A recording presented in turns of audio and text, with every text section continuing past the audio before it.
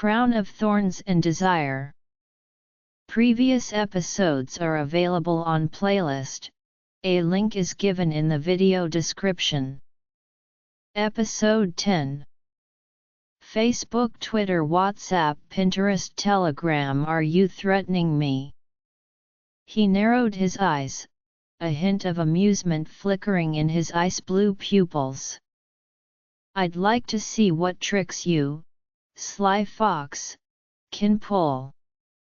When it comes to schemes and calculations, I'm afraid I have to concede to you. Marcus suddenly opened his eyes.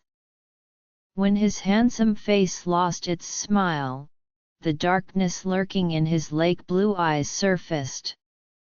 If you believe your brother's death is related to me, then seek revenge on me, but don't involve women. His tone was chilling, devoid of any emotion. I think you misunderstand, General. I'm not approaching Kenyi out of personal grievances. Our acquaintance was purely accidental. At that time, she was already taken, but now she is still taken. He interrupted Marcus, his words gritted out, clearly suppressing his anger.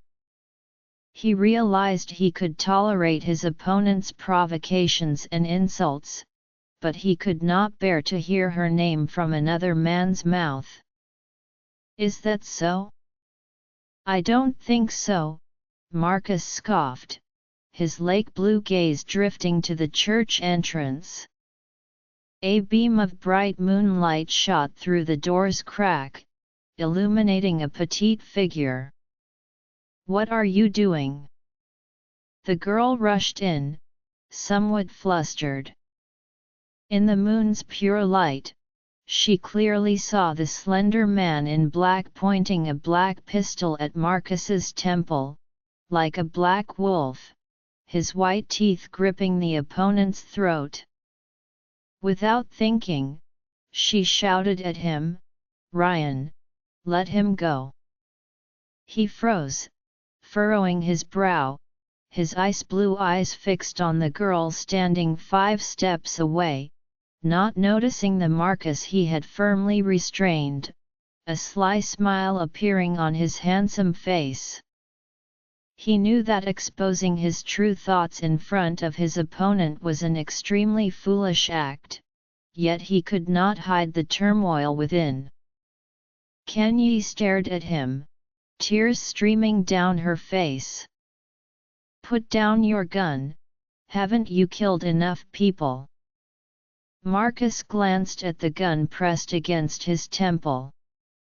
Although his head was firmly restrained, his close combat experience told him that if he could change the angle unexpectedly, he could still resist, break free, and possibly counterattack successfully.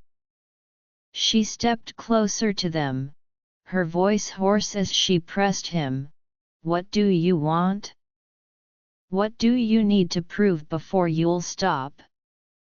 Tears poured from her dark eyes. You use everyone and everything around you, to achieve your goals by any means necessary. Shut up. Foolish woman. He barked at her. You don't understand anything. Yes, I'm foolish, deceived and toyed with by you every time. Just let him go, and I'll agree to anything you want. Do you want me to return to your side, to continue being your mistress, or do you want me to disappear forever? Her dark eyes were fixed on the gun in his hand, her expression one of heartbreak and determination. Don't do this, Gianna. Marcus's lake blue eyes held a hint of reluctance. Don't come closer, this is between him and me, it has nothing to do with you. Get out of here. He lowered his eyes, an indescribable pain flickering in his ice blue gaze. He hadn't expected the situation to become so complicated. In fact, it was quite simple. He chuckled softly, slowly relaxing the grip on his elbow under her gaze, moving the gun away from the opponent's head, his voice sounding oddly as he spoke. "I didn't expect it to be for love." "Then, there's only one way." Marcus didn't exert much effort to gain his freedom. He touched his neck, where his opponent had tightened his grip painfully, exhaling, "General Ryan, what do you think we are? Medieval barbarians? According to the Empire's decree, this is permitted, and young soldiers should take pride in it."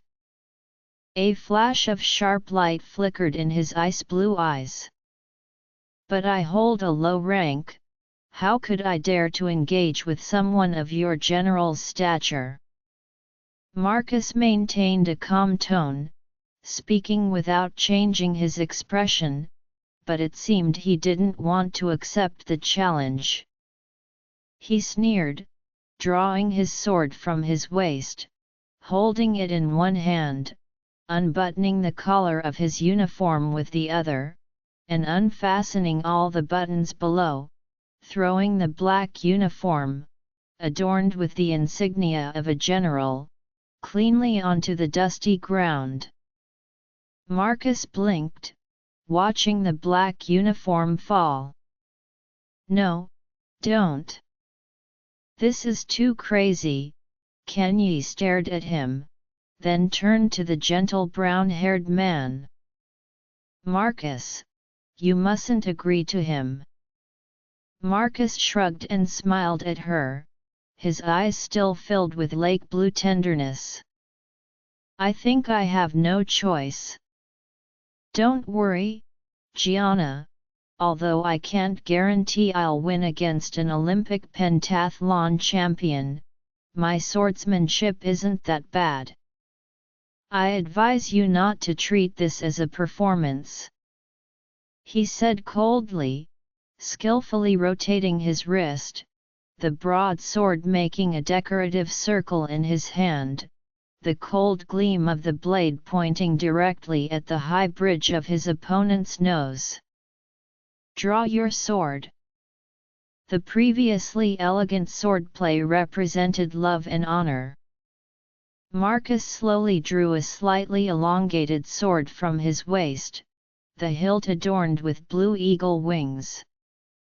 He firmly gripped the hilt, slightly tilting it, and immediately held the sword upright in front of his chest for a few seconds, a deep gesture unique to the Pearl family before a duel, his calm lake blue eyes now hiding a chilling murderous intent. Kenyi couldn't understand these gestures inherited from medieval knight traditions. She only knew that the two men were determined to fight to the death. Many men had died in such brutal duels. Although this time they were using swords instead of guns, she was well aware that his sword was not merely a decorative item. She felt a bit dazed. She had only seen such dueling scenes in novels and movies, where Western men often fought to the death over political views, justice, honor, or love.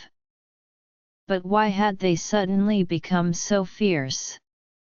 She was not the beautiful Helen described in the Iliad, and neither of them were Greek heroes fighting to prove the sincerity of their love under the witness of the gods. The sharp blades clashed, producing a crisp, loud sound that rang like an alarm, awakening her to the reality that they were both trained soldiers, not helpless scholars. The outcome of this duel could very well be mutually destructive.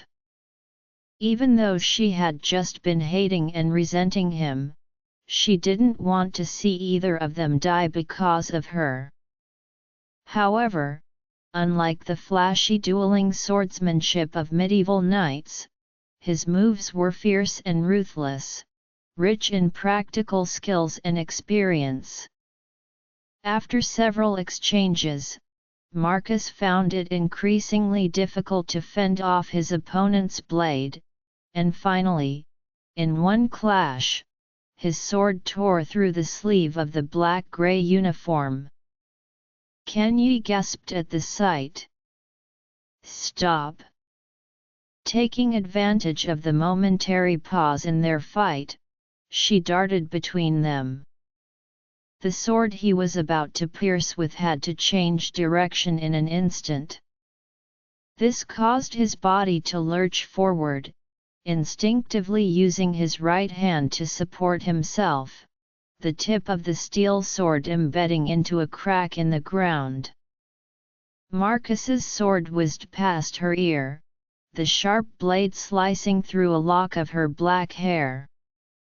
Fortunately, he quickly redirected the blade, and the broadsword clattered to the ground.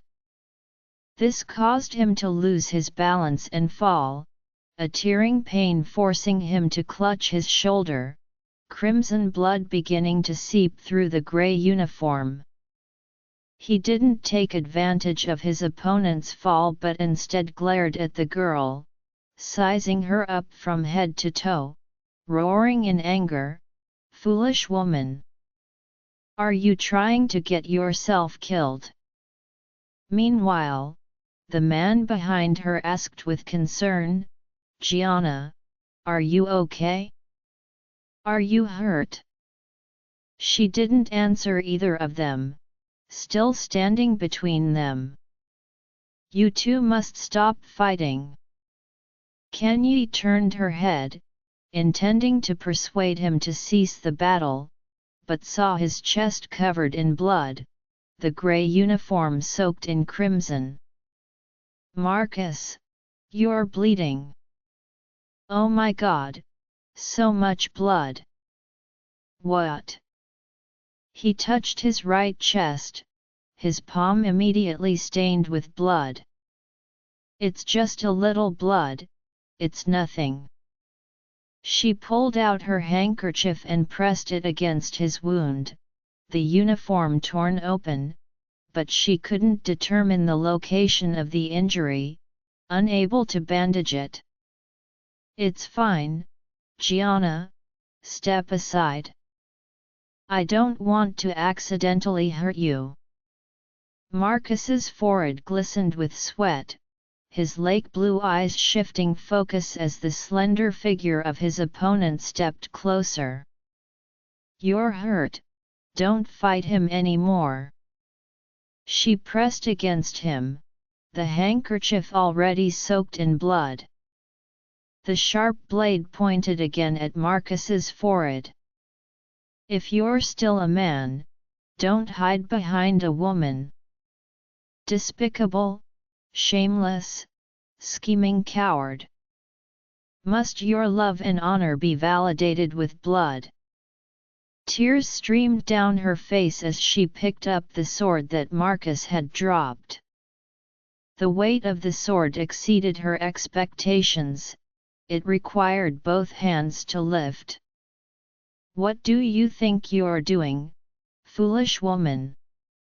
He stepped forward quickly, skillfully swinging his sword in a defensive posture, instantly numbing her arm.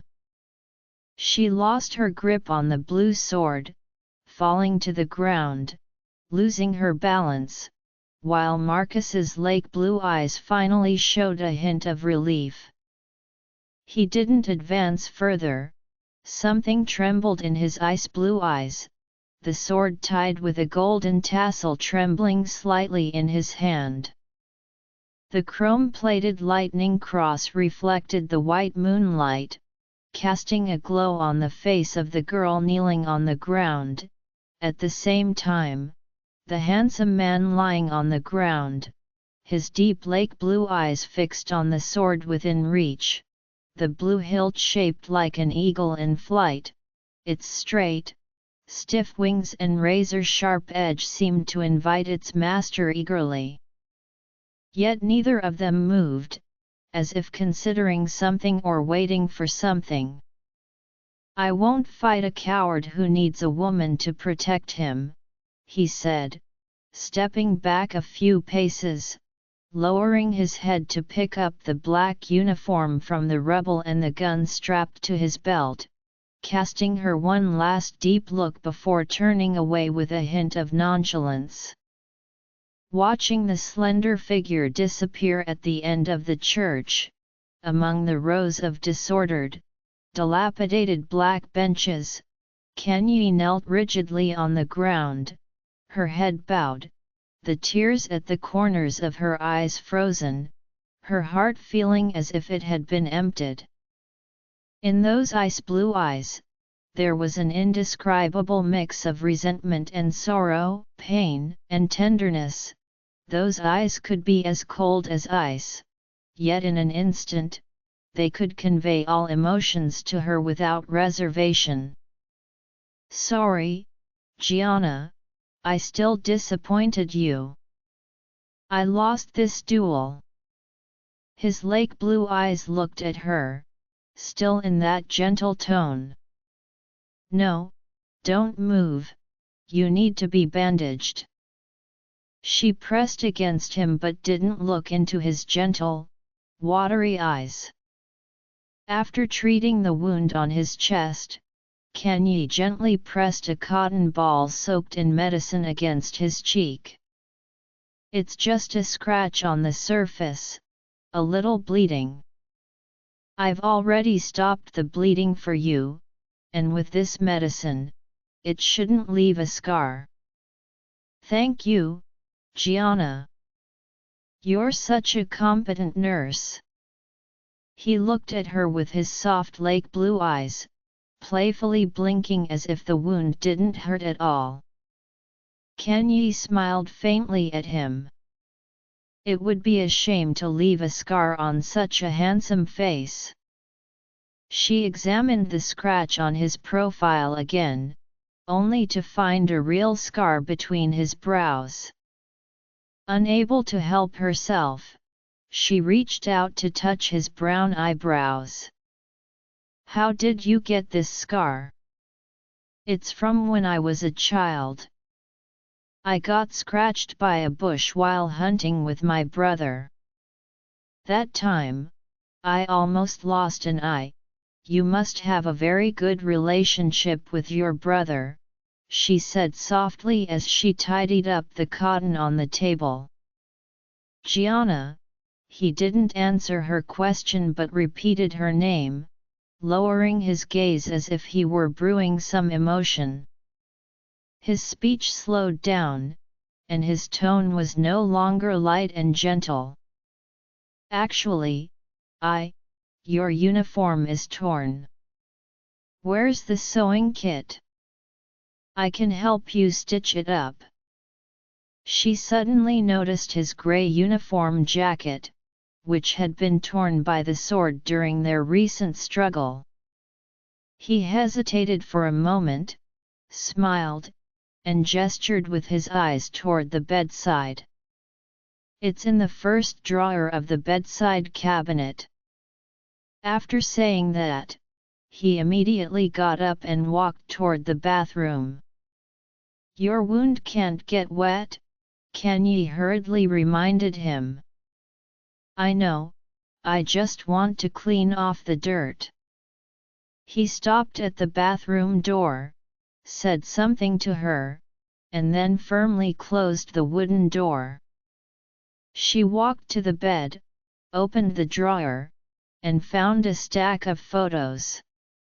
The first one was of a white swan by the lake. The sound of running water came from the bathroom as she took the photos out one by one. Besides the first few of the swan, the rest were pictures of herself, wearing a white tulle dress, practicing ballet, striking various poses. He had taken so many photos of her without her realizing it. The sound of water gradually stopped, and she hurriedly stuffed the photos back into the drawer. The handsome man with brown hair and blue eyes emerged from the bathroom. Under the soft yellow light, the girl was sitting at the head of the bed, her head lowered as she stitched up a gray uniform jacket. The chest of the uniform was slightly soaked with blood, and there were several cuts on the sleeves. A few medals had been removed from the uniform and placed on the bed. Her delicate fingers deftly maneuvered the needle and thread, weaving in and out of the fabric with great skill. All done, but there are still some blood stains here. I want to finish stitching it up before washing it, or I'm afraid it will get damaged even more during washing. She examined the repaired tear in the chest under the light. The stitches were so fine that hardly any light passed through. Her sewing skills were consistently excellent, a trait she inherited from her diligent mother. "You really are a talented girl," he said, smiling as he spoke. "Whoever marries you will be very happy." "The sleeves are torn too." She pretended not to hear his compliment and threaded the needle again, preparing to continue stitching the hole in the sleeve. He walked to the front of the bed, and she shifted her position, looking up at him. He smiled and slightly turned his body, reaching for a brown-covered book from the bookshelf, then turned the bedside lamp brighter. He sat on the sofa with the book in hand but didn't open it. Instead, he gazed at the girl sitting at the head of the bed. The light illuminated her porcelain-like skin, reflecting a soft and delicate glow. She lowered her long neck like a swan, her black hair tucked behind her ears, her dark eyes focused intently on the clothing in her hands. He had never seen a girl look so lovely while doing needlework. Perhaps, just as he imagined, she would undoubtedly be a virtuous and gentle wife. "You're beautiful," he paused slightly. "I remember you said that the most difficult thing about writing is to be moving and intricate, and the most valuable quality in a person is honesty. I'm sorry, Marcus, I deceived you." She suddenly stopped her needlework, looking up abruptly, her dark eyes trembling. "You saw it. He's not a farmer." "I lied. Perhaps it was my inner hope that he was, but he's not. He's a general in the SS Armed Police." "I'm sorry, I didn't want to hide it from you, but I just couldn't bring myself to say it." He looked back at her gently. "The one who should say sorry is me. My presence has caused a rift between you two." "No, it's not like that.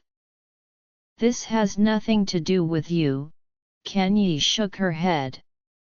His lake blue eyes blinked, a complex emotion swirling within. She didn't see the unusual expression on his face and continued to lower her head, saying, "It was I who dragged you into this, causing you to get hurt. Marcus, please don't worry about me. Let me go back to the streets." He's always like this, doing whatever he wants without considering others' feelings. If he can't get what he wants, he'll destroy it. "Do you think he's suitable for you?" he suddenly asked, a question he hadn't imagined he would ask. She was taken aback, her dark eyes looking at him in surprise. For the first time, she felt the sharp light emanating from those lake blue eyes, like a hook that wanted to catch her soul. "Tell me, what do you love about him?" he looked straight at her. I don't know. She tried to look away from his gaze but found herself cornered. Are you sure you love him? I don't know. Please stop talking about it. I'm afraid of love. Perhaps love can bring joy and sweetness, but after knowing the truth, all that's left is pain and hurt. Gianna, listen to me. The fault doesn't lie in love itself, but in the fact that you entrusted this precious love to someone who doesn't know how to cherish you. Those dark eyes gazed at him, and he couldn't help but gently cup her cheek in his hand. He could hear her breathing and smell the faint jasmine scent behind her ear. He longed to embrace this lovely girl and kiss her lips passionately. He struggled to express the words he wanted to say, but no matter how hard he tried, he couldn't bring himself to speak. What should have been a simple confession of love to a girl felt incredibly heavy at that moment. He wasn't concerned about who she had loved before or what emotional entanglements she was in. He wasn't particularly troubled by the original revenge plan being entangled with this troublesome relationship. What he truly worried about was the situation. As an officer of the Empire, he shouldn't confess his love to an Eastern girl at this moment. Amidst the smoke of peace, a great war was imminent. The entire empire was restless, the army waiting for the right moment, and the young soldiers were filled with passion, eager to redeem the shame of previous defeats for the empire. He understood that love during wartime is often fleeting and cannot last, even being illusory and hopeless. He also knew she was a girl of a different ethnicity, which was not just a matter of ideology and aesthetic preferences. The authorities' policies toward these ethnic groups were becoming increasingly harsh, shifting from hostility to suppression and persecution, issuing decrees declaring they did not possess the status and rights of imperial citizens. In some concentration camps in the south, where political prisoners were held, they had become factories for the expulsion and persecution of ethnic minorities, seeking a final solution. In short, there were far too many obstacles in the way, and the cost of pursuing this love was too heavy and expensive. He didn't know if he could afford it.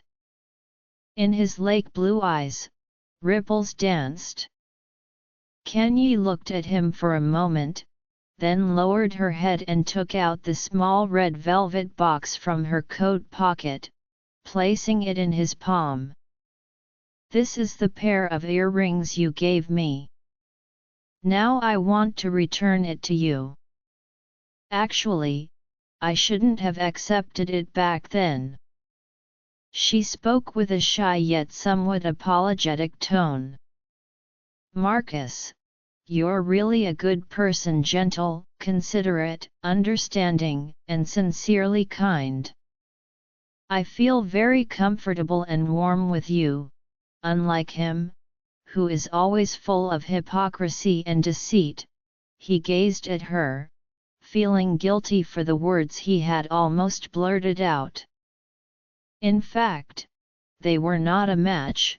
She didn't even understand him, naively believing that the real him was just as she saw in her eyes. The truth was cruel. They were like two stars, forever unable to cross paths. Even if they met, it would be fleeting. He struggled to suppress his inner thoughts. Dr. Gianna, would you like to join me for a drink? But your wound. Kanye didn't understand why he suddenly made this request. Was her previous refusal too harsh? hurting his feelings? Did he want to drown his sorrows in alcohol? Today is a very special day. No, you can't. You're injured. She still insisted on her opinion. You won't refuse me again, will you? He poured a shallow glass of red wine and handed it to her, then poured another glass for himself. I should be the one to apologize. His fingers gently brushed her cheek. Have sweet dreams, my pure and beautiful little swan. He couldn't bear to destroy her beautiful dream. Perhaps this was the only thing he could do for her. She felt drowsy, not knowing when she fell asleep. When she woke up, she found herself lying in the apartment bed. First, she panicked and touched her chest, realizing her clothes were intact, but he was already gone. She only remembered drinking the glass of red wine he had handed her, those lake blue eyes gazing at her intensely, and the rest was a blur.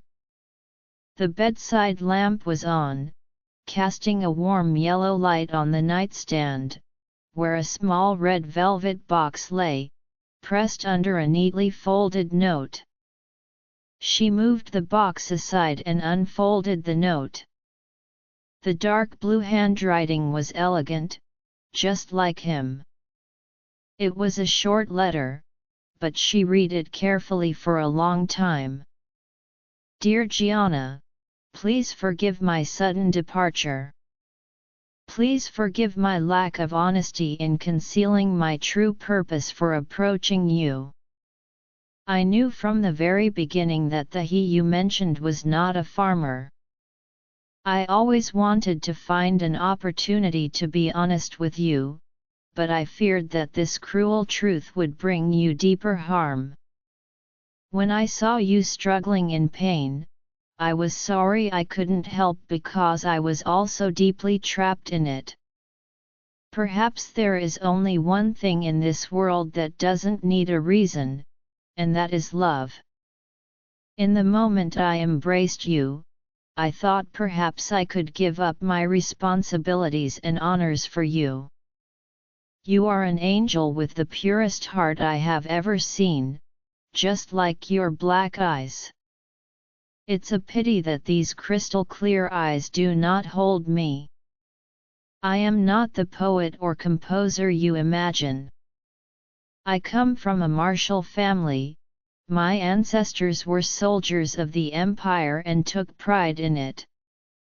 It was you, on the little boat by the Havel River, who recited that poem about home that made me start reading poetry. When I saw the line, returning the pearl, tears fall like double dew, regretting not meeting before marriage, I regretted my choice. Perhaps I should have chosen another gift. Only God knows what I have missed.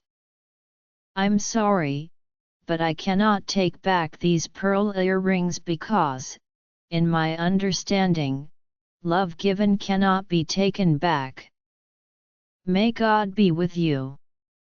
Marcus Pearl. At midnight, under the cold moonlight, a man in a blue trench coat stepped out from the entrance of a hotel, glancing around before walking straight toward the black Mercedes parked in the alley. The driver widened his eyes in surprise, quietly moving his hand from the steering wheel to beneath the seat. The man in the back seat remained still, shrouded in darkness, making it impossible to discern his expression. Without waiting for the driver to retrieve the gun from under the seat, several plainclothes police officers suddenly emerged from the alleys on both sides of the street, swiftly surrounding the man like a pack of wolves. Please deliver this letter to your master. He calmly took a cowhide envelope from his pocket and handed it to the leading plainclothes officer. The plainclothes officer glanced at the man in the blue trench coat, quickly moved to the back seat of the car, and handed the envelope through the partially open window. The man in black unfolded the letter. It contained only one sentence, written in blue ink, clear and steady, signed by Marcus Pearl. "General, what should we do?" the aide whispered in his ear. The man in black glanced at the aide, lightly flicked his fingers, and then crumpled the letter in his palm. The aide understood the meaning and signaled to the plainclothes officers. The men immediately stepped back, clearing the way for the man in the blue trench coat. He smiled and looked directly at the windshield of the black car. Although he couldn't see the stern-faced man in black in the back seat, their deep lake blue gaze met the icy blue glare for a few seconds. Then, the man in blue turned gracefully and walked away. In the midnight capital, the empty streets were silent, and under the dim yellow light of the street lamps, the hazy shadows of trees swayed slightly in the wind. Suddenly, a frail girl in a black dress ran out of the hotel door in a daze and entered a phone booth. She stuffed a few coins into the slot and dialed a familiar number. The phone rang several times before it was finally answered, and a groggy girl's voice came from the other end. "Annabelle, it's me." The girl on the phone immediately woke up as if struck by lightning, exclaiming, "Kenny! My God, where have you been? Why haven't you been in touch for days? How's it going with your Mr. 12 o'clock? I broke up with him. I'm on the street now, and I don't know where to go," she murmured, somewhat lost. "On the street? It's the middle of the night. Are you crazy? You mean you're wandering the streets alone? Kenny, listen to me. My father has a very good friend in the capital. You can go to him, he lives it." Before the other person could finish, the call was suddenly cut off. Kenny looked towards the dim light of the street lamp and saw a man in black, rudely hanging up her phone. He said nothing, his face dark and terrifying. She glared at him defiantly, tears shimmering in her eyes, and brushed past him, fleeing into the street. At that moment, there were no pedestrians on the street, even the stray cats had returned to their shelters from the rain. The only sound was the click of her high heels. Although he walked lightly, she knew he was following her closely, like a ghost in the night. Suddenly, she began to run, ignoring the pain from the thin straps of her shoes. After a while, she was gasping for breath and had to stop. He did not chase her on foot but followed in a black car. She stumbled, almost tripping over something on the ground. The car's headlights illuminated the path beneath her feet, and she quickened her pace, panting as she ran towards the light of the central square, wiping her tears as she went, not considering the danger of her actions. In the square, there was a patrol post, and the soldiers saw the slowly moving Mercedes and the girl running in front of it. They intended to stop her and ask what was going on. One soldier shone a spotlight on her, and she was blinded by the bright beam, raising her arm to shield her face. However, the soldiers clearly saw the license plate number of the black car and the man in military uniform driving it. He held the steering wheel with one hand and made a quick gesture to clear the way with the other. They pretended nothing had happened, allowing the girl to pass through the square's checkpoint under everyone's gaze, disappearing at the end of the street. She had been chased to a T-junction at the end of the street, completely exhausted and with nowhere to escape. It had always been this way, she had never been able to escape his control. Helplessly, she stood still, watching the dark, slender figure approach her step by step. "Don't come any closer," she cried. "Listen to me," he finally spoke. In the dim light, his expression was still unclear, but his tone was unusually gentle. "No, don't come closer." She tried to resist, but in the moment she most wanted to escape, he suddenly seized her. His thumb brushed her cheek, his fingertips touching her warm tears. "I'm sorry, I should be damned for making you cry again." His tone was filled with heart-wrenching pain. He held her tightly, almost as if trying to merge her into his body. She struggled to breathe. "No, I can hardly breathe." He loosened his grip slightly, looking down into her eyes. The alley was dark, but under the hazy moonlight, her dark eyes glistened with tears, making her look even more enchanting. "My angel, no power in this world can rival love. It should be sung by poets, painted by artists. No, even the most beautiful poem cannot capture that feeling, and no skilled painter can capture its essence, because it only exists in the eyes of lovers. Do you love me? But you are so heartless. I'm afraid of being abandoned by you again, of having my heart shattered to the point of unbearable pain." She sobbed as she spoke. "Yes, I love you.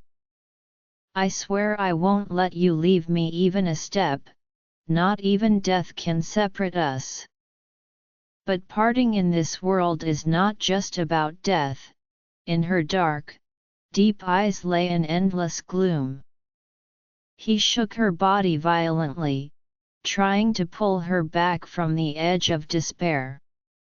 "No, don't think like that. Just know that I love you and want you, that's enough. Stop lying to yourself, Ryan. It's not because you're angry with me. It's not because I rashly went to your office and embarrassed you in person, nor because you misunderstood that something happened between me and Marcus. It's because you really want to break up, you really want to end it. You said you would never see me again, those words came from your heart. I can see it in your eyes, that's why they seem so heartless. You lost your courage, and you don't believe we can continue together. Shut up. It's not like that." He paused for a few seconds. "Yes," I hesitated. "I was just angry that you didn't understand me or misunderstood me for deceiving you. You love me, but not as steadfastly as I love you. I was nitpicking, you don't love me as much as I love you. Yes, perhaps I have deceived many people. In your eyes, I am a deceitful gambler, a schemer. But I have never deceived you, not once. You say you haven't deceived me? But I saw it with my own eyes. Professor Brown was in your office building. I thought he was a professor, but he wasn't. He was a spy you sent, right? That night, he accidentally saw the wolf tattoo on my chest, and not long after, my peaceful days ended. All the teachers and my brother were taken away. Is there no connection between these events?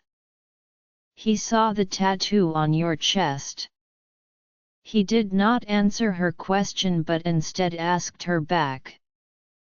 Yes, that time, after class, I thought everyone had left, but he returned to the studio to get his pen. He saw it and pretended to say some hypocritical words. I was deceived by him, moved by him. She pressed her hand against her chest, recalling the deception and hurt she had suffered, her heart aching. He furrowed his brow tightly, his expression serious, his voice somewhat hoarse. I don't want to explain too much about John Brown, but I can assure you that before you came to my office, before I went to Jacob to get that list, I had no idea you were in that room. In fact, at that time, he had let her go, he had never thought of looking for her. His tone then became somewhat despondent. It's easy for me to find someone, don't forget my power and responsibilities. As long as I write down a name, he will appear in my office the next day. But to give up on someone is very difficult. I don't want to hear it. You must be lying to me. She tried to raise her hands to cover her ears, but in an instant, he firmly grasped her wrists with his strong hands, pinning her against the wall. The icy blue eyes, so close, shot out lightning like light, and his deep, harsh reprimand echoed in her ears. You stupid woman! What on earth are you thinking? Yes, I am suspicious of everyone, doubting their intentions, but I have never guarded against you. And you trust everyone around you, except me. Look into my eyes, since you can read my heart through them, then come and read. Don't. He gradually relaxed his grip, and her body slid down the grey wall, curling up on the ground, hugging her shoulders, trembling and crying. He let out a breath, quietly standing beside her, his towering black figure like the statue of a guardian knight in the square. He let her cry until her sobs gradually subsided. Once he was sure she had vented her emotions enough, he poked her forehead with his finger, his fingertips weaving into her dark hair, gently tilting her face up, saying softly, "Come home with me. If this goes on, it will be dawn soon. Of course, I don't mind letting the whole capital know that I chased the woman I love through the streets all night." He saw the tears still glistening in her dark eyes and couldn't help but reach out to wipe them away. Her black eyelashes fluttered, and she looked pitifully aggrieved. He opened his arms and enveloped her in his embrace, kissing her forehead deeply. She sniffled, looking up at him. "You clearly said you wouldn't go back to the villa. That house now belongs to me alone. All right, I will keep my promise." A hint of a smile appeared on his lips, but his gaze was incredibly sincere. "I will inform the lawyer tomorrow to transfer the ownership of that villa to your name." Is that satisfactory? She turned her eyes away, no longer looking at his handsome face, using her hands to support herself on the ground to stand up. He helped her up, and she realized her legs had gone numb from squatting, swaying unsteadily. He picked her up in his arms, opened the car door with one hand, and gently laid her down in the back seat. Time passed unknowingly. She had fled for a night, and he had followed her in the car for a night. By the time they returned to the villa in the suburbs, the dawn was breaking. He carried her out of the car, holding her with both arms, elbowing the door open. All the servants had already returned to their posts. He didn't care about anything, not even closing the door, and directly carried her up the stairs into the bedroom on the third floor. She could no longer hear his footsteps because his black boots were stepping on the wool carpet, and the soft mattress cradled her body. Kanye felt a bit dizzy in his arms, lying flat on the bed, gazing into those icy blue eyes that were so close, sometimes murky, sometimes clear. As she closed her eyes and turned her neck to the left, his scorching kiss fell on her fair neck. His long hands swiftly followed the soft curves of her skin, removing all obstacles in their path. She slightly opened her eyes, stretching her arms to climb onto his strong shoulders, her fingers touching the scars on his back. She trembled, sliding along his taut skin, up to his neck, into the shallow golden curls. His kisses made her tremble uncontrollably, as if she had forgotten everything, the echoes of the poems he had recited ringing in her ears. Lovely battle, subtle tremors, this shy and tender embrace, on your beautiful cherry lips, accustomed to replacing words with kisses, my kiss is like a flame that bursts from my heart. Beneath the cold black uniform was a warm, strong body. She bravely met him, ready to accept his invasion and rhythm, even if he might tear her apart in passion. He understood her body language and no longer restrained his desires. The black coat with red lapels hung on the hanger, adorned with an eagle emblem above the right chest pocket. His white shirt, black pants, and her dress were scattered on the floor, and beneath the bed lay a pair of black leather boots. The entire room was so quiet that only the man's heavy breathing and the woman's soft moans could be heard, along with the rhythmic creaking of the wooden bed. In the afternoon, Kanye sat lazily on the sofa in the small reception room, fiddling with the fresh flowers in a glass vase. She didn't know why he suddenly felt like taking her out for a boat ride. Before she could react, he took her hand without hesitation and led her out through the back door.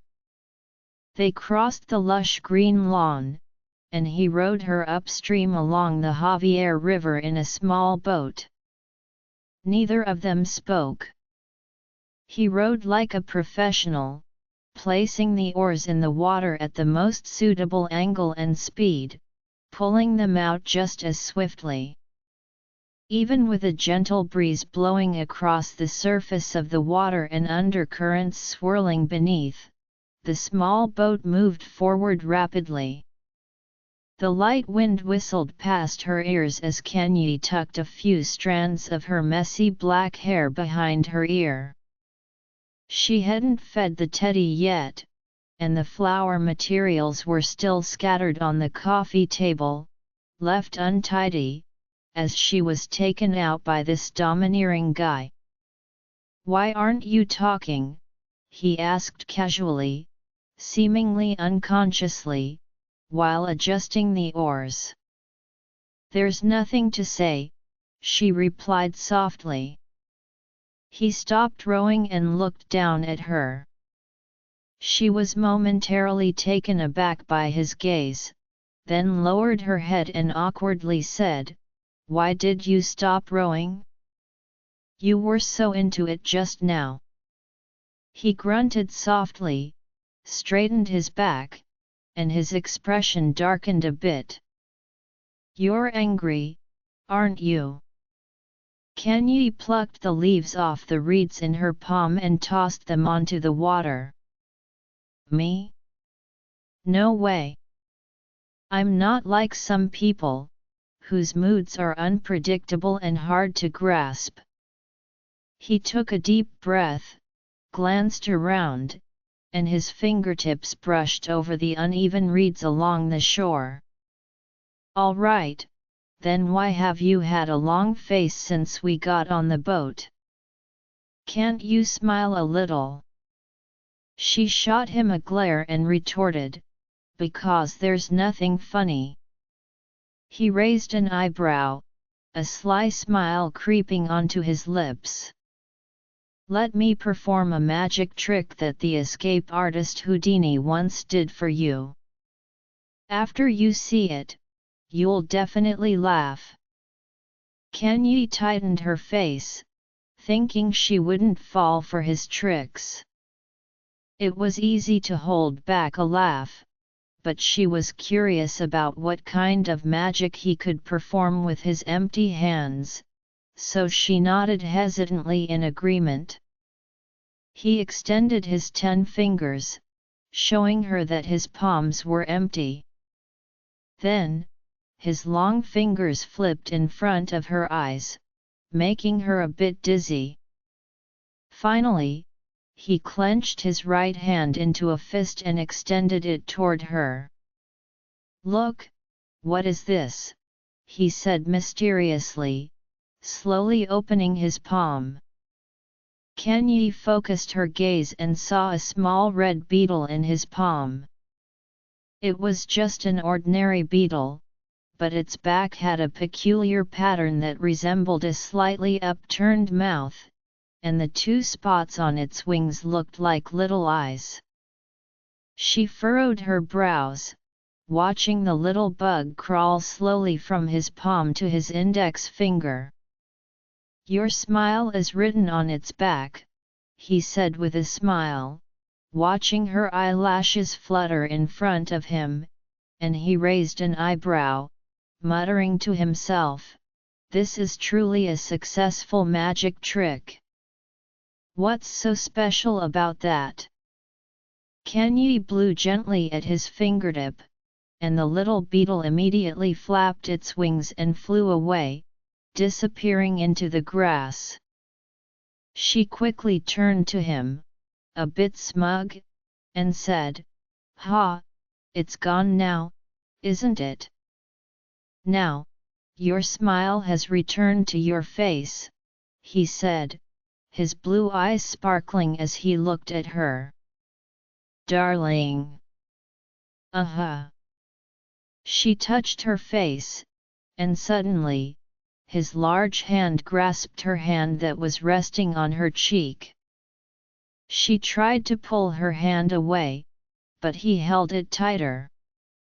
"Your smile is truly beautiful," he said, his other hand brushing against her lips, gently touching them, and he pinched her chin, leaning closer to his lips.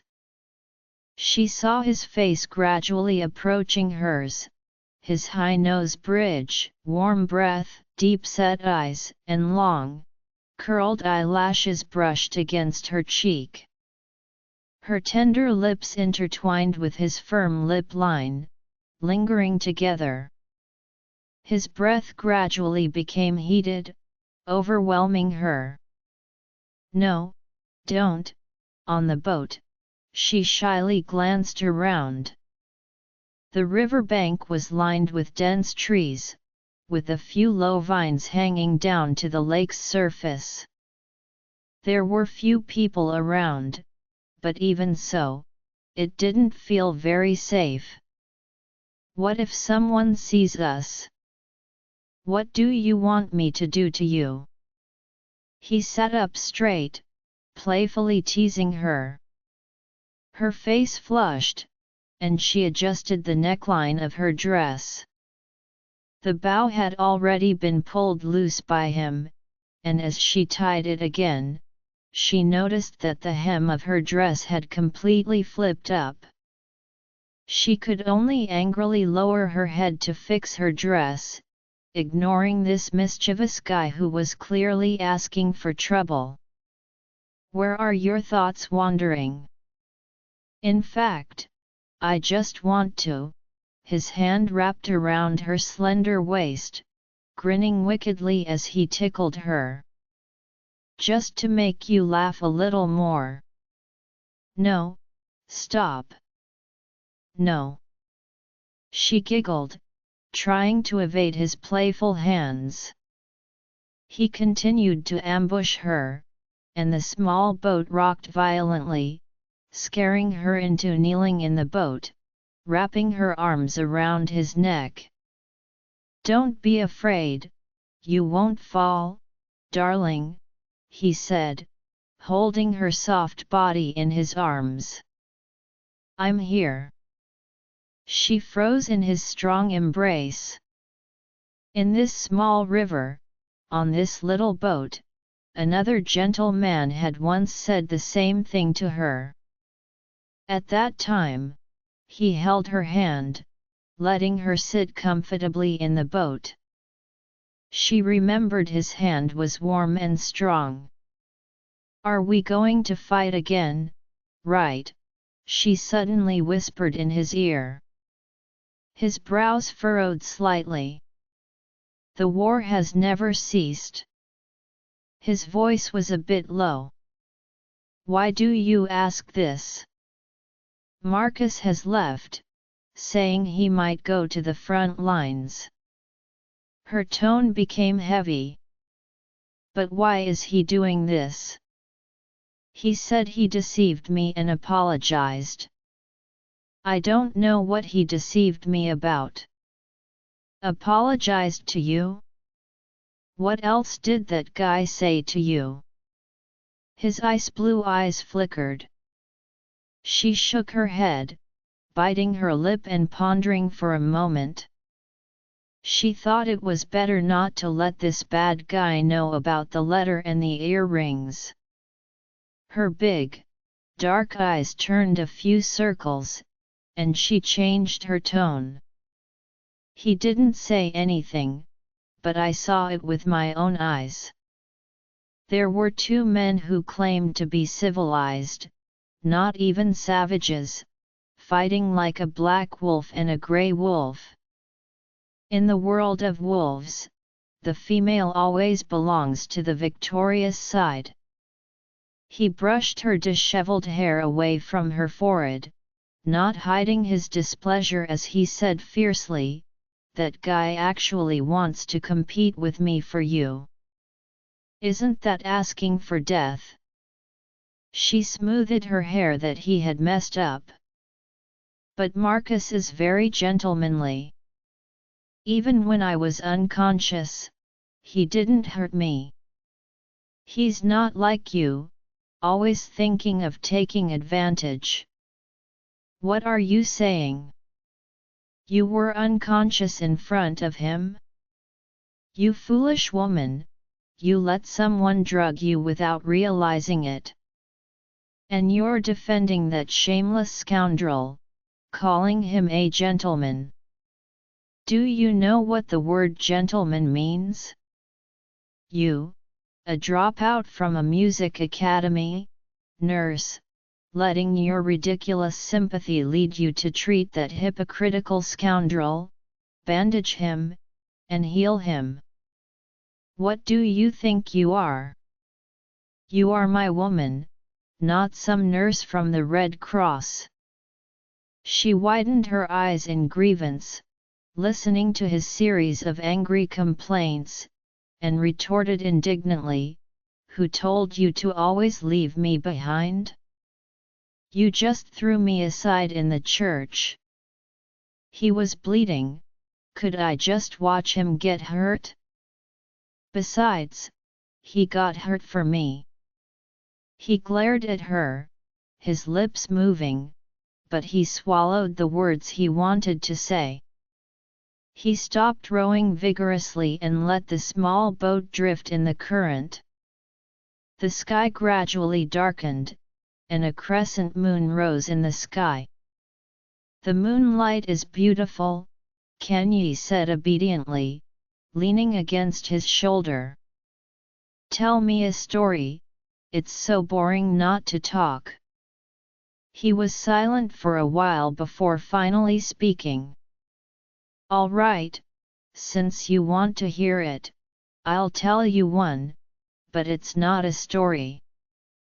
It's a legend from the villagers around here. In the marshes by the Javier River, shepherds often find their sheep and calves missing. When they find them, they only see piles of white bones on the river bank.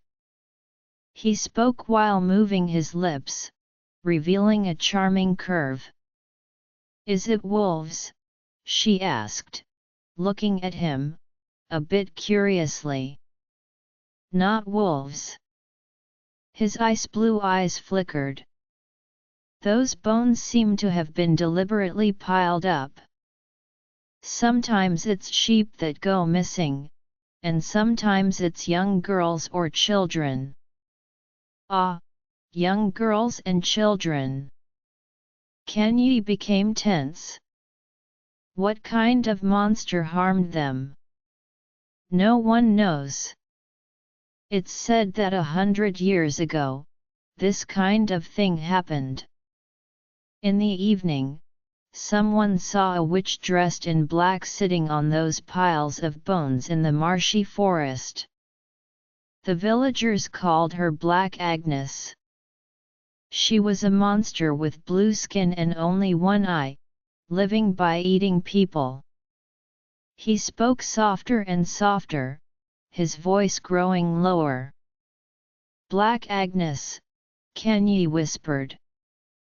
The surroundings were very quiet, the sounds of insects and frogs had stopped, and it was so silent that she could almost hear her own heartbeat. Look, across the river bank, it seems like there's something.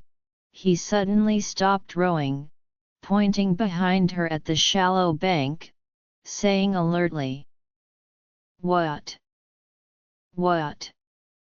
She sat up straight, turning to look at the river bank, where various tree shadows loomed, dark and indistinct.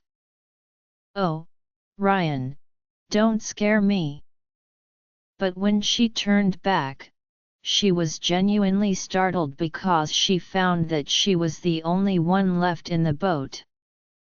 He had vanished into thin air, leaving only a khaki coat at the bow. Ryan! Kanye shouted at the water's surface. She didn't believe in ghosts, but he had suddenly disappeared, and combined with the somewhat terrifying story he had just told, a chill wind swept across the lake, and the surroundings were silent. The only sound was the thumping of the flowing water from the dark depths. Ugh! Kanye covered her mouth, scared and crying, Ryan, where are you? Come out, hey, I'm right here, you silly. You've been tricked. His voice suddenly came from the river bank. Kanye held back her tears and looked in the direction of the voice. She saw him wearing only a white shirt and pants, soaked from head to toe, sitting on the bank and waving at her. She wanted to paddle over to him, but the 2 oars were too heavy, she couldn't move them and could only shift one, causing the small boat to spin in place. You little fool, where do you plan to row the boat?" He laughed loudly at her, then with a splash, he dove back into the water. After a few seconds, he suddenly popped up beside the boat with a puff, startling her again. He didn't climb back into the boat but slapped the edge of the boat with his palm. "Hey, why are you crying? Coward!" He mocked her while turning to swim a step away, grabbing the boat's rope, and continued swimming toward the bank, pulling both her and the boat onto the shore, skillfully tying the rope to a wooden stake. "Why did you suddenly disappear and run to the other side of the river?" She glared at him, her big eyes still glistening with tears, pouting in anger. He looked at her with his blue eyes, unable to help but bite his lip and smile. "Didn't I tell you? I once served in the Navy." He reached out his hand to help her down from the boat. "I'm not interested in knowing."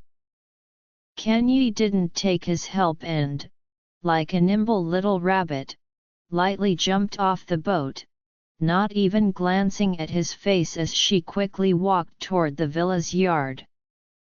He stood there in a daze, running his hand through his wet golden hair, thinking that he had really scared her just now.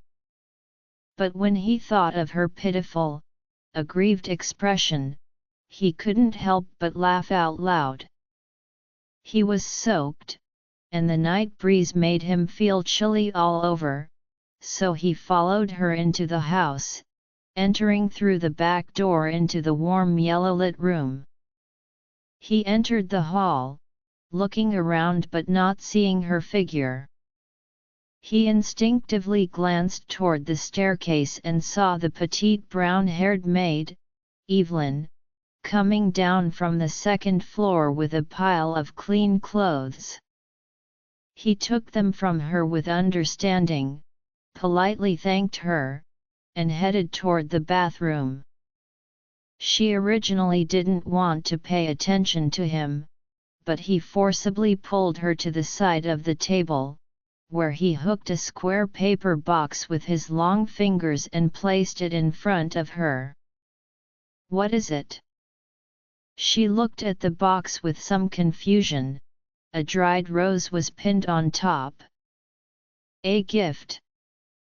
He smiled mysteriously, gesturing with his eyes for her to open it. She carefully pulled the dried flower out of the ribbon and placed it on the table. She untied the ribbon and opened the box's lid, and a sour, cheesy smell rushed out. She frowned tightly, seeing that the box contained several dry pieces of black forest cake, the surface already hardened, probably having been left for 4 or 5 days. She was a bit puzzled. What did a dried rose and spoiled cake count as a gift? "You little rascal, I should really make you eat all of this." He held her puzzled little face and leaned down to kiss her slightly parted rose-colored lips fiercely. "I bought this myself, from the restaurant where I went to eat with Eichel and your friend Miss Annabelle. But when I returned to the villa, what did I see? You were actually saying goodbye to that scoundrel at the door." She ignored his jealousy-laden tone, lowering her head and staring at the cake box, remaining silent. "Darling, what's wrong?" As soon as he finished speaking, large tears rolled down from her dark eyes, pouring out like a thunderstorm, increasingly overwhelming.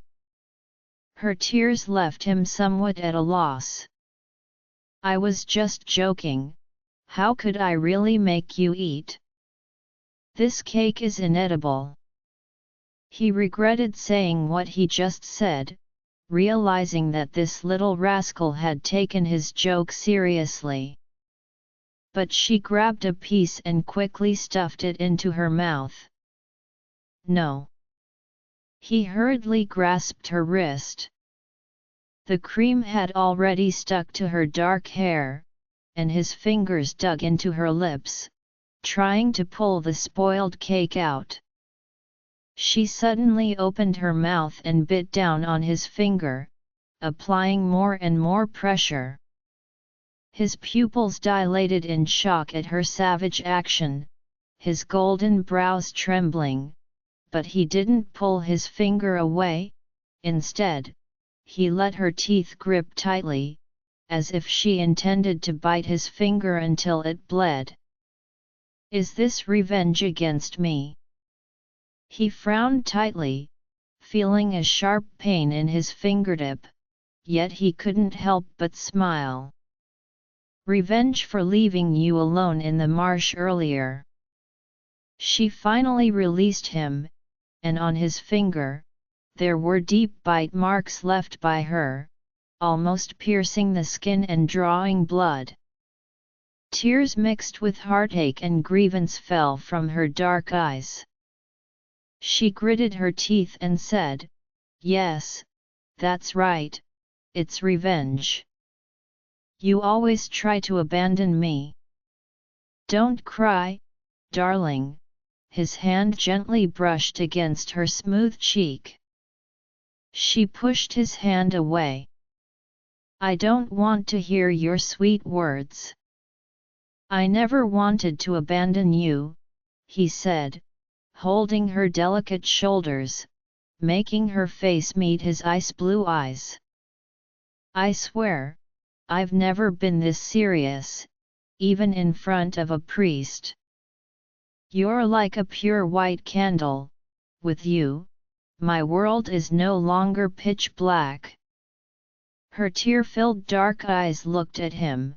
The flickering candlelight in her pupils seemed to illuminate his heart. He gazed back at her, his ice-blue pupils reflecting her beautiful silhouette. "I truly love you, please don't doubt my sincerity. All I can do is try to overcome my longing and confusion, wholeheartedly following you." She leaned her head against his chest, making a muffled sound. "So, you can't let me down." He tightened his embrace and said solemnly, "My angel, I will do everything I can to protect you from harm, just like I defend my achievements and honor." In the desolate night, there were no stars or moon, the only light in the darkness was the glowing tip of a cigar. She coughed from the smoke, turned her head, and curled up deeper into the covers, continuing her sweet slumber. In the darkness, he gazed at her sleeping face.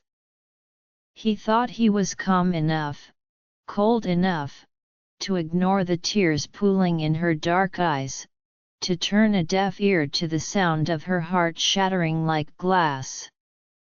But the moment he saw her flutter into that guy's arms like a little bird outside the hotel door, he truly couldn't hold back. As his rival, the cunning fox known as Marcus wasn't too shabby. There was a certain unspoken understanding between them. Neither was willing to mention their intentions first.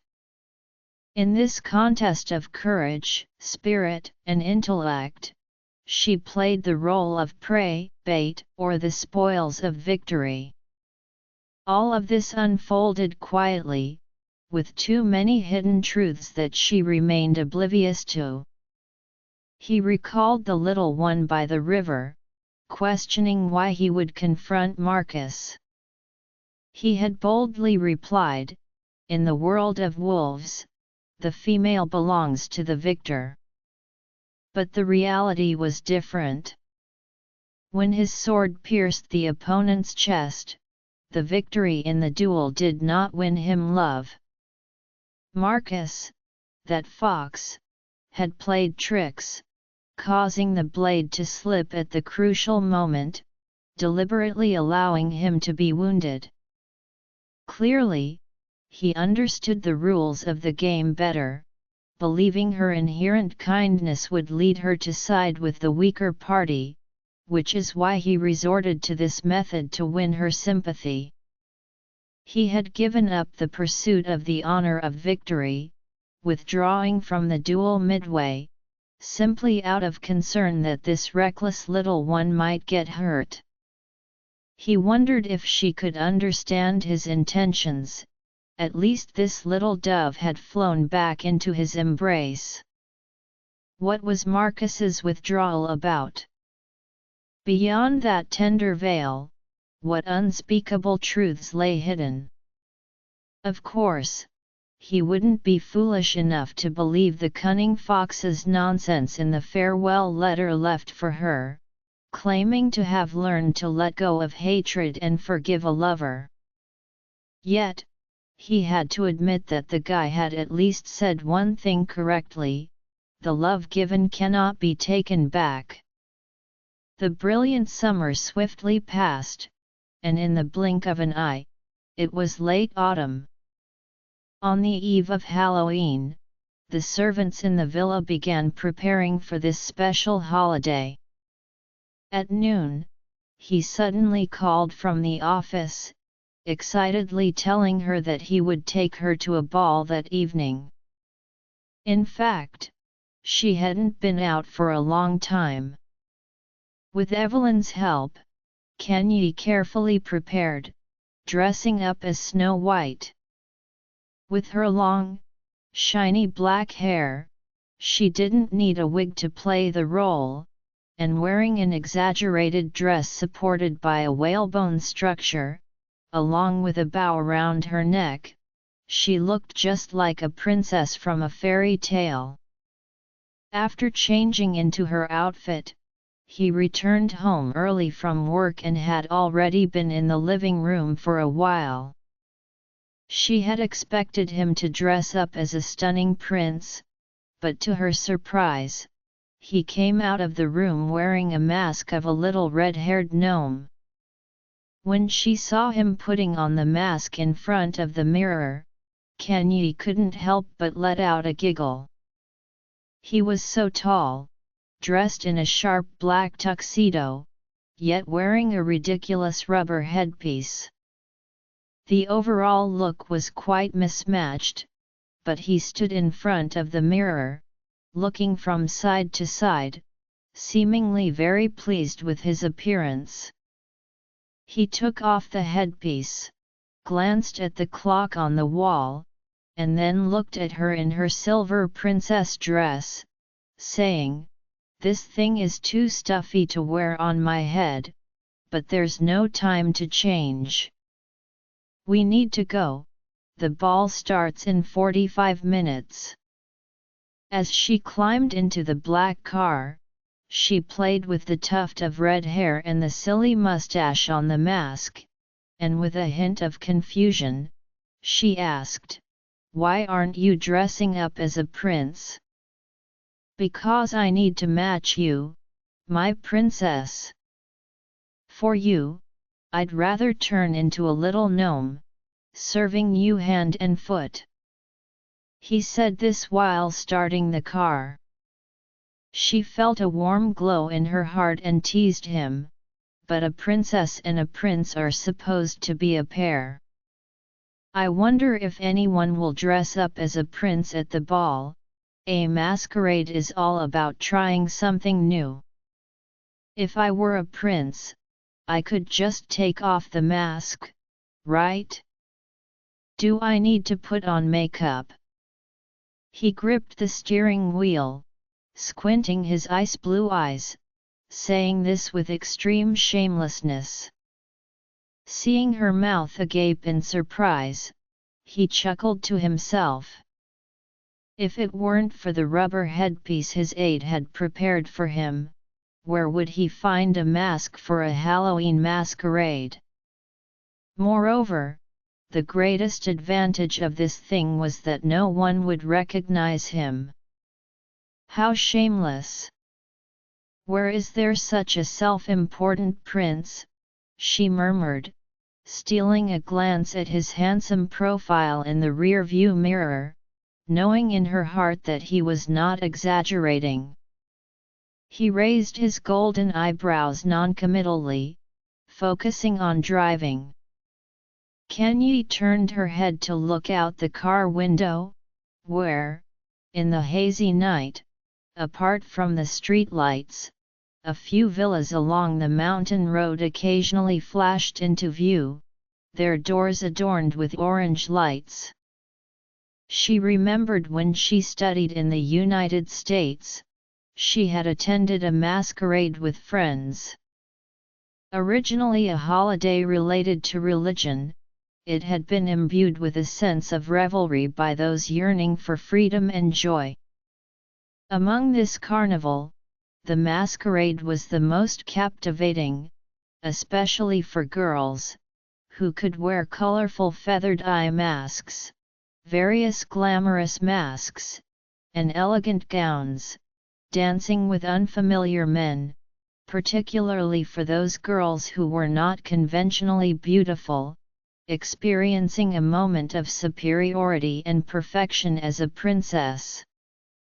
After all, young girls always yearn for romantic encounters and love. She couldn't help but sneak another glance at him in the rear-view mirror. She saw him rolling down the window halfway, his right hand gripping the steering wheel, while his left hand held a freshly lit cigarette, taking a puff now and then, resting his long fingers on the window glass, letting the smoke drift away with the wind, not entering the car. She silently counted to 3 in her heart, suddenly launching a surprise attack, trying to snatch the cigarette from his hand. However, he had already noticed her scheme, chuckling as he raised his arm, holding the cigarette out of her reach. Hearing her continuous protests, he gently said, "Please let me finish this one, darling. Once we get to the ball, I won't be able to smoke with that thing on."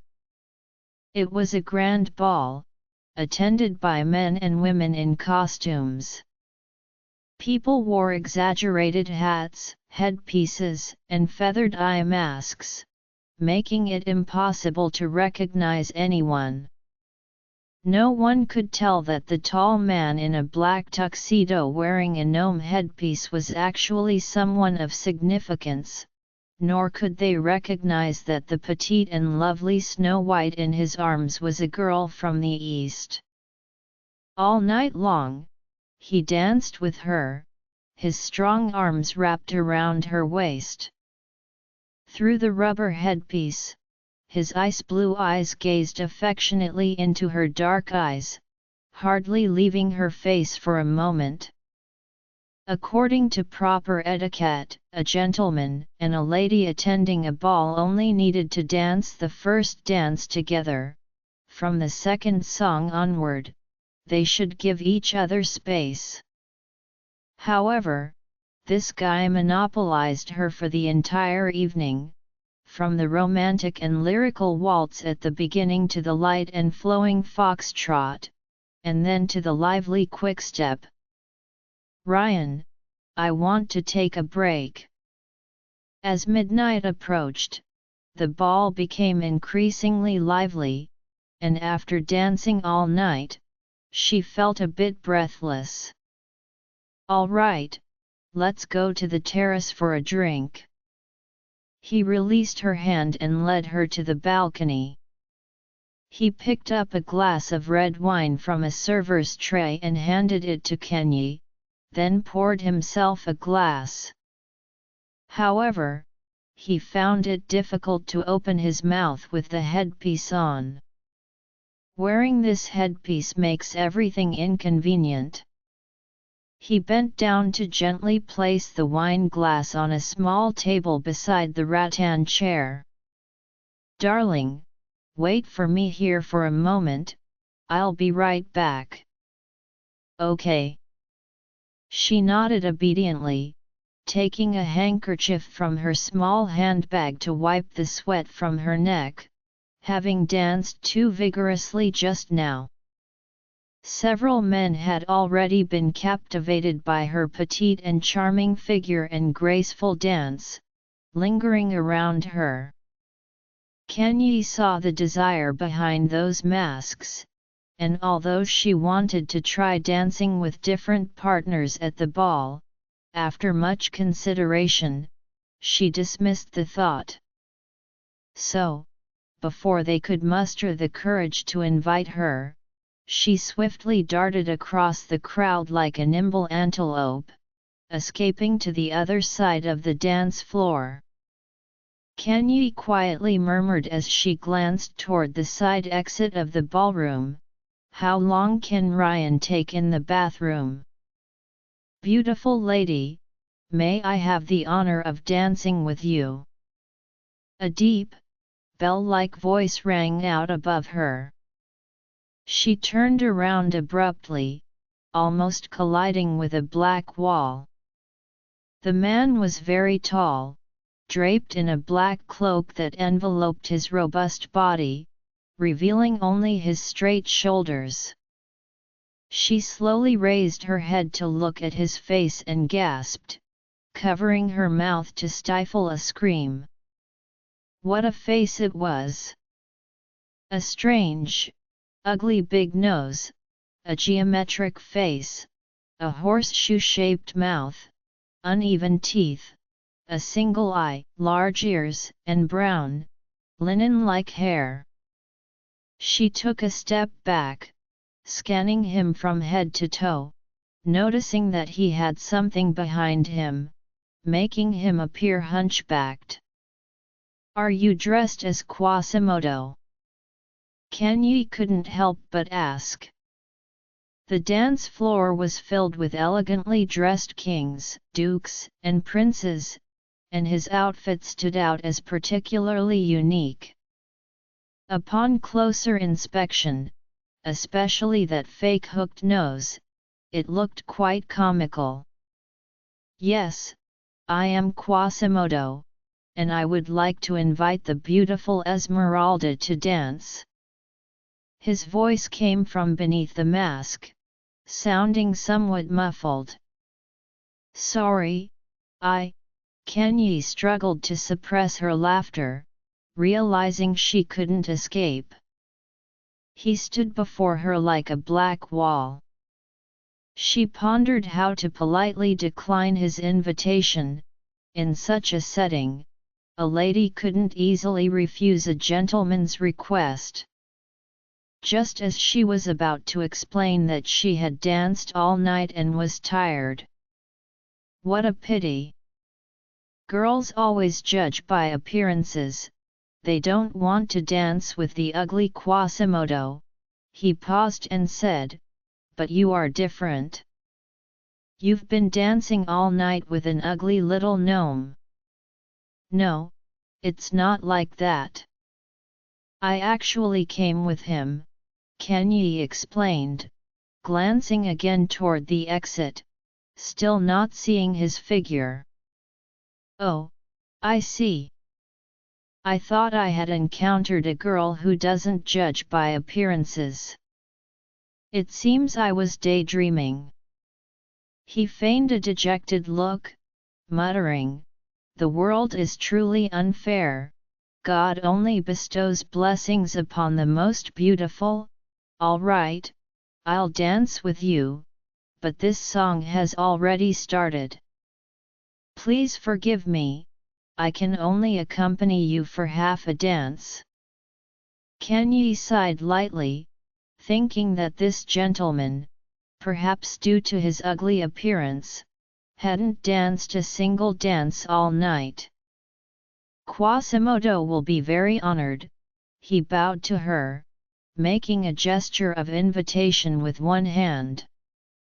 She reached out her arm, just about to rest it on his forearm, but hesitated slightly. "This is a tango, is that all right? Otherwise, let's wait for the next one." She noticed that due to the difficulty of the steps, the number of people on the dance floor had suddenly decreased. "It's fine, this is a piece of cake for me," Quasimodo said confidently. This man was even taller than his stature, she could hardly reach his shoulders. Standing on her tiptoes, he, draped in the strange black cloak, twirled her, the petite beauty, around the dance floor, as if enacting a chase between Beauty and the Beast. Kenyi secretly admired him. Although this Quasimodo was dressed somewhat exaggeratedly, he danced very well. Since coming to this country, she had only danced with him. Judging by her professional eye, his dancing level could only be considered above average among amateurs, while this man's skill was close to professional. Only a partner with equally excellent dancing skills could bring out her best state. She could unleash all the explosive power and passion contained in her delicate body in this Latin-infused, rhythmically strong dance. "You dance beautifully." Beneath the mask, Quasimodo had a pair of sparkling green eyes. "My name is Max, what's your name?" "Aren't you Quasimodo?" She bit her lip and chuckled lightly. He shrugged, shaking his head helplessly. "A mysterious princess who doesn't want to reveal her name." "You dance very well too." The steps of the English royal tango are fast and slow, and the rhythm is hard to master. "It's a pity your robe covers it all." He let out a hearty laugh from behind the mask. Just as he was about to conclude this splendid dance, he accidentally stepped on the edge of his robe, causing both of them to tumble down. Fortunately, at the most critical moment, he twisted his body to land first, while Kenyi, tightly held by him, fell somewhat awkwardly against his chest. "I'm sorry, I was too careless." He struggled to get up, helping Kenyi to her feet. "It's fine, are you hurt?" She heard a dull thud on the floor just now and was a bit worried about his condition. He bent down to rub his knee and waved his hand at her. "I'm fine." Kenyi let out a long breath. The small commotion they caused had settled down. However, she saw his tall, slender black figure slip in through the side door. He had already taken off the mask, his light golden hair slicked back neatly, a high nose, and deep-set ice-blue eyes. The moment he appeared, he didn't need to be dressed up. He was always so dazzling. He didn't look around, quickly walking toward the terrace, clearly searching for her. "I'm sorry, I have to go." She suddenly felt a bit flustered when Quasimodo suddenly grabbed her hand. Kenyi turned to look, only to see that beneath the ugly mask, a pair of clear green eyes held sincere intent. Just as he was about to speak, the midnight bells rang, followed by the sound of fireworks. The huge flower ball above the dance floor burst open, showering golden fragments and petals everywhere. The people in the grand hall began to cheer. Kenyi widened her eyes, wanting to hear what he was saying, but amidst the noise, she couldn't catch his words. Out of the corner of her eye, she caught sight of the tall, handsome man in black being surrounded by several women in various costumes. She hurriedly tried to pull her hand away from his grasp, but he pulled her closer. His strength was too great, easily wrapping her in his arms. "It's midnight. Is the princess going to disappear and get into a pumpkin carriage? But you are Snow White, not Cinderella." This time, she clearly heard Quasimodo's words. In an instant, her mask was removed by him. Quasimodo froze. Her face was completely exposed to him. She was a girl with black hair and black eyes. She had a delicate and beautiful face, soft and refined features, and 2 fluffy braids adorned with jasmine flowers, which were her own hair. The dark eyes revealed a shy expression. From his astonished expression, it was clear that his surprise was no less than hers. "I'm very sorry." He sincerely apologized, his voice a bit hoarse, handing her the silver eye mask. Kanye took it, hurriedly putting the mask back on, tugging at her skirt as she turned and ran toward the terrace. Turns out to be a princess with black eyes. Quasimodo, draped in a black cloak, stood in the center of the dance floor, his green gaze shooting straight through the holes of the ugly mask, staring blankly at the fleeing figure of Snow White. He slowly removed the mask from his face, revealing his true appearance bit by bit. Kanye did not see that beneath the ugly and bizarre mask of Quasimodo, there was a strikingly handsome face with defined features, thick eyebrows, a high and straight nose, and thin lips that seemed to reveal a hint of restraint. Yet, in his deep-set eyes, there sparkled a brilliance like starlight.